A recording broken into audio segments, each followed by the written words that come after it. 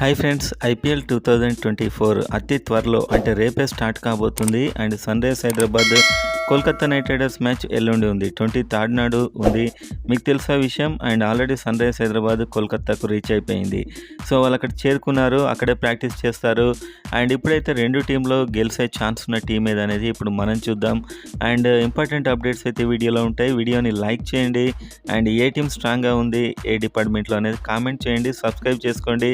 Sun rise Hyderabad and IPL updates మన ఛానల్లో ఉంటాయి, మీకు తెలుసు. అండ్ వీడియోని లైక్ చేసి వీడియో చూడండి. అండ్ వీడియోలోకి వెళ్ళినట్లయితే కోల్కతా నైట్ రైడర్స్, మీకు తెలుసు కోల్కతా నైట్ రైడర్స్ బౌలింగ్లో చాలా స్ట్రాంగ్ ఉంది, ముఖ్యంగా స్పిన్ బౌలింగ్లో. సో ఒకసారి బ్యాటింగ్ చూద్దాం. Kolkata knight riders batting versus sun rise Hyderabad batting. ఎవరి బ్యాటింగ్ చాలా బలంగా ఉందనేది ఇప్పుడు మనం చూడబోతున్నాం. కోల్కతా నైట్ రైడర్స్ టీంలో మనకు డొమెస్టిక్ ప్లేయర్స్ అయినటువంటి శ్రేయస్ అయ్యర్ వీళ్ళ కెప్టెన్ అండ్ మంచి బ్యాట్స్మెన్. సో ఇతడు ఒక మ్యాచ్ విన్నర్, మీకు తెలుసు. అండ్ ఎలాంటి సిచ్యువేషన్లో అయినా చాలా సూపర్గా ఆడతాడు. డొమెస్టిక్ ప్లేయర్స్లో ఇంత స్ట్రాంగ్ ప్లేయర్ ఉండడం వీళ్ళకి అడ్వాంటేజ్ అని చెప్పొచ్చు. And number 2 Manish Pandey. ఇతను కూడా మనకు సన్ రైజ్ హైదరాబాద్ నుంచి వెళ్ళాడు, కాకపోతే పెద్ద ఫామ్లో అయితే లేడు, పెద్ద హిట్టింగ్ చేయలేకపోతున్నాడు. ఇప్పుడు తనదైన రోజు మాత్రం మంచి ప్లేయర్ అని చెప్పుకోవచ్చు. అండ్ ఒక డొమెస్టిక్ ప్లేయర్, ఎందుకంటే ఫారిన్ ప్లేయర్స్ కేవలం 4కే ఛాన్స్ ఉంటుంది. సో వీళ్ళకు మన లోకల్ ప్లేయర్స్ ఎక్కువగా ఉండడం advantage. And number 3 Rahmanullah Gurbaz. So ఇతడు wicket keeper cum batsmen. And ఇతడికి ఛాన్స్ ఇస్తే చాలా ఎక్స్ప్లోజివ్ ఆడతాడు, కాకపోతే అంత ప్రమాదం కాదని కూడా చెప్పుకోవచ్చు. నిలకడ తక్కువ గుర్బాస్కి. సో నెక్స్ట్ నెంబర్ 4 చూస్తే నితీష్ రాణా. వీళ్ళ టీంకు చాలా కాలంగా ఆడుతున్నాడు నితీష్ రాణా. అండ్ నితీష్ రాణా మీకు తెలుసు మంచి హిట్టింగ్ చేస్తాడు, నిలకడగా ఆడతాడు. సో డొమెస్టిక్ ప్లేయర్స్ వీళ్ళ బలం. సో ఇతడు కూడా చాలా strong player. And number 5 Phil Salt. So ఇతడు ఒక రిప్లేస్మెంట్గా వచ్చాడు అండ్ ఒక ఎక్స్ప్లోజివ్ బ్యాట్స్మెన్. అండ్ ఇతడు చెలరేగితే మాత్రం చాలా టూ మచ్గా హిట్టింగ్ చేస్తూ ఉంటాడు బ్యాటింగ్లో అని చెప్పుకోవచ్చు. అండ్ నెంబర్ 6 చూస్తే రింకు సింగ్. సో వీళ్ళకు బిగ్గెస్ట్ అసెట్ అని చెప్పుకోవచ్చు. రింకు సింగ్ ఇంతలా డెవలప్ కావడానికి కారణం కూడా ఐపీఎల్ఏ. సో ఇతడు హిట్టింగ్, సో ఇతడు చాలా జాగ్రత్తగా ఉండాలి ఇతడి విషయంలో ఎస్ఆర్హెచ్ అయితే, ఎందుకంటే మ్యాచ్ని ఈజీగా టర్న్ చేస్తాడు. అండ్ ప్రాక్టీస్ మ్యాచ్ల్లో అయితే మిచెల్ స్టార్క్ను కూడా 6లు బాధాడితాడు. సో మొత్తానికి ఇతడు చాలా ఫెంటాస్టిక్ ప్లేయర్ వీళ్ళకి. అండ్ ఆ తర్వాత వెంకటేష్ అయ్యర్. వెంకటేష్ అయ్యర్ అయితే మీకు తెలుసు ఇతడు కూడా ఒక మంచి బ్యాట్స్మెన్, ఆల్రౌండర్ ఒక విధంగా ఇతడు. అండ్ హిట్టింగ్ చేస్తాడు, చాలా మంచి player. And number 8 Andrew Russell. Andrew Russell అంటే బ్యాటింగ్ ప్లస్ బౌలింగ్ చేయగల ఒక ఫెంటాస్టిక్ ప్లేయర్. సో మీకు తెలుసు ఎంత ఈజీగా 6లు కొడతాడు అనేటువంటి విషయాన్ని.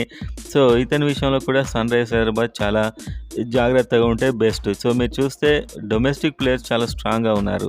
సో ఫారిన్ ప్లేయర్స్ మీద డిపెండ్ అయ్యలేరు వీళ్ళు బ్యాటింగ్లో. అది వీళ్ళ యొక్క బిగ్గెస్ట్ అడ్వాంటేజ్ అని చెప్పుకోవచ్చు. ఎందుకంటే ఫారిన్ ప్లేయర్స్ 100 మంది ఉన్నా కూడా 4గురినే తీసుకోవాల్సింది చివరికి. ఇంపాక్ట్ ప్లేయర్ పెట్టే అవకాశాలు కూడా లేవు. సో కోల్కతా నైట్ రైడర్స్ అయితే ఈ విషయంలో చాలా లక్కీ అని చెప్పుకోవచ్చు. అండ్ ఒకసారి ఎస్ఆర్హెచ్ బ్యాటింగ్ చూద్దాం. మయాంక్ అగర్వాల్. సో మయాంక్ అగర్వాల్ ఒక పెద్ద హిట్టింగ్ చేయలేకపోతున్నాడు, తడబడుతున్నాడు. సో ఆడుతున్నాడు, 20-30 రన్స్ కొడుతున్నాడు, కాకపోతే T20లో ప్రమాదకరంగా ఇంకా కనిపించట్లేదు ప్రాక్టీస్ మ్యాచ్ల్లో కూడా చూసినట్లయితే. Number 2 Travis head. సో ఒకటే ప్రాక్టీస్ మ్యాచ్ ఆడాడు, అందులో కూడా తడబడ్డాడు, కాకపోతే మంచి పొటెన్షియల్ ఉన్న ప్లేయర్. కేకేఆర్లో ఉన్నటువంటి మిచెల్ స్టార్క్ని ఎదుర్కోవాలంటే ఇతడికి ఛాన్స్ ఇవ్వక తప్పదు. సో ఇతడు ఆడితే మ్యాచ్ను మొత్తం టర్న్ చేస్తాడు. వరల్డ్ కప్లోనే మనం చూసాం. సో మనకి ఇండియాకే చాలా పెద్ద దెబ్బ కొట్టాడు ఇతను. సో ఇతడు మాత్రం చాలా మంచి ప్లేయర్ అని చెప్పుకోవచ్చు. Number 3 Heinrich Klaasen. సో ప్రపంచం అంతా చూస్తున్న, క్రికెట్ ప్రపంచం ముఖ్యంగా చూస్తున్న ప్లేయర్ హెన్రిచ్ క్లాసెన్ అని చెప్పొచ్చు. సో ఇతడి హిట్టింగ్, ఇతడి పవర్ హిట్టింగ్ మీకు తెలుసు. ఎనీ టైం మ్యాచ్ని చేంజ్ చేస్తాడు. ఈసారి ఎస్ఆర్హెచ్కి ఇతడే బలం, హెన్రిచ్ క్లాసెనే బలం అని చెప్పుకోవచ్చు. నెంబర్ 4 చూస్తే Aiden Markram.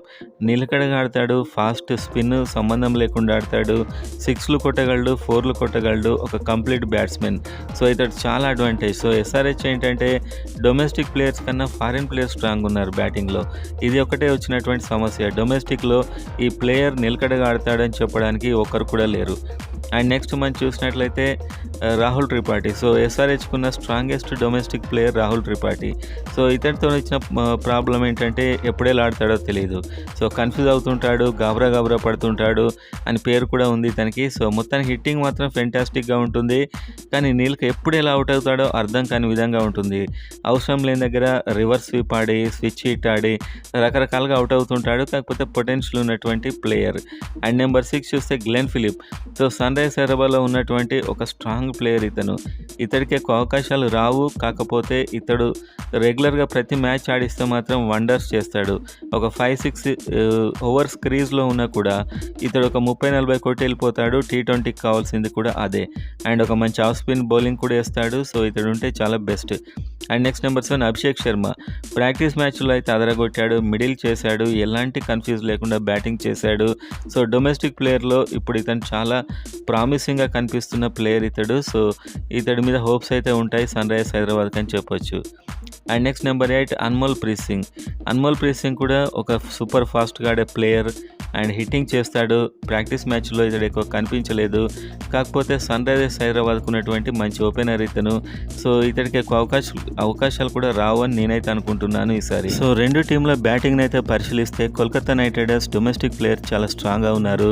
Sunrisers Hyderabad domestic players ఇంకా ప్రూవ్ చేసుకోవాల్సి ఉంది. సో మొత్తానికి బ్యాటింగ్‌లో విదేశీ ప్లేయర్స్ కేటగిరీలో ఎస్ఆర్హెచ్ చాలా స్ట్రాంగ్ ఉంది అండ్ కేకేఆర్ కూడా స్ట్రాంగే ఉంది.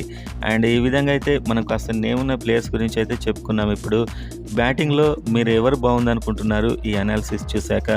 మీరే కామెంట్ అయితే చేయండి ఒకసారి. అండ్ నెక్స్ట్ మనం బౌలింగ్ చూసినట్లయితే కేకేఆర్ బౌలింగ్ స్పిన్ డిపార్ట్మెంట్లో చాలా ఫెంటాస్టిక్‌గా ఉంది. సునీల్ నారాయణ్ ఉన్నాడు. మీకు తెలుసు సునీల్ నారాయణ్ ఒక వరల్డ్ క్లాస్ స్పిన్నర్, ఒక మిస్టరీ స్పిన్నర్. ప్రతి బ్యాట్స్మెన్ ఇబ్బందులకు గురి చేస్తాడు. And next number 2 Suyash Sharma. ఇతడు కూడా సేమ్ సునీల్ నారాయణ్ లానే ఒక మిస్టరీ స్పిన్నర్. వీళ్ళకున్నటువంటి ముగ్గురు స్పిన్నర్స్. సో వీళ్ళు చాలా ఎఫెక్టివ్ అని చెప్పొచ్చు. ముగ్గురు లెగ్ స్పిన్ అయినా కూడా ముగ్గురిని ఆడిస్తూ ఉంటుంది కోల్కతా నైట్ రైడర్స్. ఎందుకంటే వాళ్ళు ప్రతి మ్యాచ్‌లో వాళ్ళు చాలా అద్భుతంగా బౌలింగ్ చేస్తారు. అండ్ నెంబర్ 3 వరుణ్ చక్రవర్తి. ఇతడు కూడా ఒక మిస్టరీ స్పిన్నర్. సో ఇతడికి కూడా ఛాన్స్ వస్తుంది. చాలా స్ట్రాంగ్ స్పిన్ డిపార్ట్మెంట్.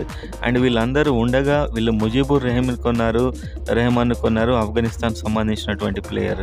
సో ఇతడు కూడా స్పిన్నరే. అండ్ నెక్స్ట్ మీరు చూసినట్లయితే హర్షిత్ రాణా ఫాస్ట్ బౌలర్ ఉన్నాడు. డొమెస్టిక్ సంబంధించిన fast bowler. And Dushmantha Chameera ఇతడు కూడా ఒక ఫాస్ట్ బౌలరే. అండ్ అదేవిధంగా మిచెల్ స్టార్క్.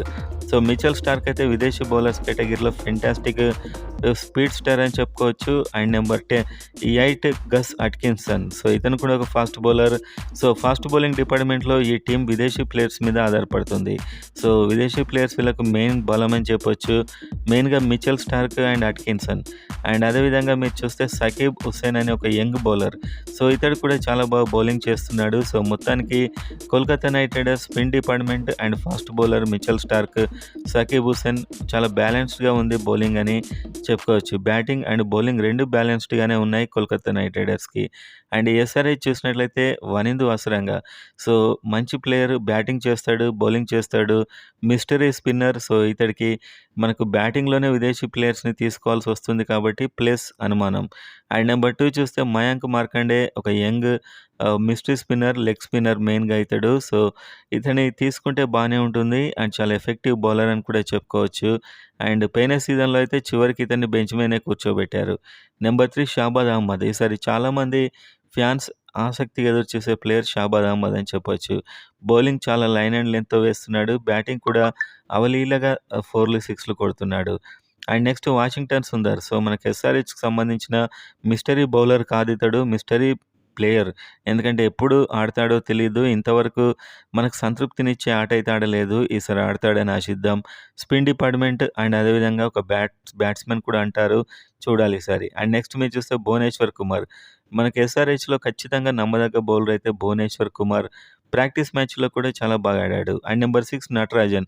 సో నటరాజన్ అయితే ఇతని బౌలింగ్‌లో పవర్ అండ్ పేస్ తగ్గింది. పెద్ద ఇబ్బంది పడట్లేదు బ్యాట్స్‌మెన్. సో ఈసారి చూడాలి ఎలా ఆడతాడో. Next number 7 Jaathavedh Subramanyan. కొత్త బౌలర్, యంగ్ బౌలర్ అండ్ అదేవిధంగా ఇతడు కూడా ఒక మిస్టరీ స్పిన్నర్ అని చెప్పొచ్చు. సో చాలా లైఫ్ ఇతనికి ఉంది. చాలా ఆడాల్సి ఉంది ఇతనికి ఫ్యూచర్‌లో. సో ఇతన్ని కూడా చూడాల్సి ఉంది. Next number 8 Umran Malik. అదే స్పీడ్‌తోని వేస్తాడు. కాకపోతే అది ఎలా టర్న్ అవుతుందో మనం మ్యాచ్‌లోనే చెప్పాలి. ఈసారి కూడా స్పీడ్‌గానే ఏస్తున్నాడు. కోల్కతా నైట్ రైడర్స్ బ్యాట్స్‌మెన్ ఇతన్ని ఎలా హ్యాండిల్ చేస్తారో చూడాలి. And next number 9 Marco Jansen. So allrounder Marco Jansen మంచి బౌలర్. స్టార్టింగ్ ఓవర్స్‌లో చాలా అద్భుతంగా బౌలింగ్ ఏస్తాడు. కాకపోతే విదేశీ ప్లేయర్స్ కేటగిరీలో ఇతనికి ఛాన్స్ రావడం చాలా కష్టమని చెప్పుకోవచ్చు. సో ఈ విధంగా అయితే ఉన్నారు బౌలర్స్ చాలామంది. అండ్ మొత్తానికి 2 టీమ్‌లను కంపేర్ చేస్తే మీకేమనిపించింది? నాకైతే బౌలింగ్ డిపార్ట్మెంట్ చూసుకుంటే ఈ 2 బ్యాలెన్స్‌గానే ఉన్నాయి. బ్యాటింగ్ డిపార్ట్మెంట్ కూడా బ్యాలెన్స్‌గానే ఉన్నాయి. సో మీరేమనుకుంటున్నారు? కామెంట్ అయితే చేయండి. అండ్ నితీష్ కుమార్ రెడ్డి ఉన్నాడు. Young batsmen and bowler. So ఇతడు తెలుగు ప్లేయర్. 2 డిపార్ట్‌మెంట్‌లో రాణిస్తున్నాడు. సో ఇతడికి ఛాన్స్ ఇస్తారో లేదో చూడాల్సయితే ఉంది.